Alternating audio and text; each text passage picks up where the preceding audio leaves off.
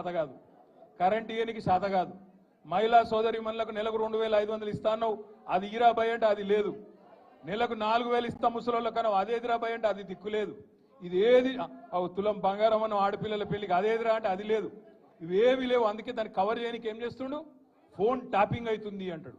ఏడైతుందిరా bye ఏమైతుంది బయట పెట్టంటే మనకు చెప్పాడు. యూట్యూబ్లకు లింక్లు ఇస్తారు, యూట్యూబ్లకు మీడియాలకు లింక్లు ఇచ్చి వీళ్ళ ఫోన్ ట్యాప్ అయింది, వాళ్ళ ఫోన్ ట్యాప్ అయింది, ఇదైపోయింది అదైపోయింది. చెయ్యి, నీ చేతులు ఉంది కదా అధికారం, ఏం చేస్తావు వచ్చేయి, అద్దంటారు ఎవరన్నా. ఏమన్నా తప్పు జరిగితే విచారణ చేయి, మేము అద్దంటలేం కదా. ఎక్కడెక్కడ తప్పులు జరిగినావో తీ, ఎవరు తప్పులు చేసినరో వాళ్ళ మీద చర్య తీసుకో. భయపడతాం, ఎవడు కూడా ఇక్కడ భయపడ్డాడు ఎవడు లేనే లేడు, నువ్వు ఎంటిగా కూడా వీకలేవు అనే మాట కూడా నేను విజ్ఞప్తి చేస్తా ఉన్నా. మీరు దయచేసి నేను మిమ్మల్ని కోరేది ఒకటే, మనం వీటికి ఆగం కావద్దు.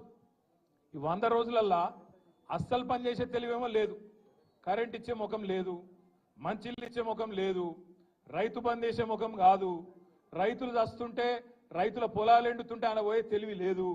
ఓదికు ఇసుక దందా, ఓదికు రైస్ మిల్లర్లను పిలిచి బెదిరించుడు, ఓదికు క్రషర్లను పిలిచి బెదిరించుడు, ఓదికు బిల్డర్లను పిలిచి బెదిరించుడు, మాకు పార్లమెంట్ ఎన్నికలకు పైసలు కావాలి, ఢిల్లీకి కప్పం కట్టాలి అని 2000 కోట్లు ఇప్పటికే మెల్లగా జమ చేసుడు.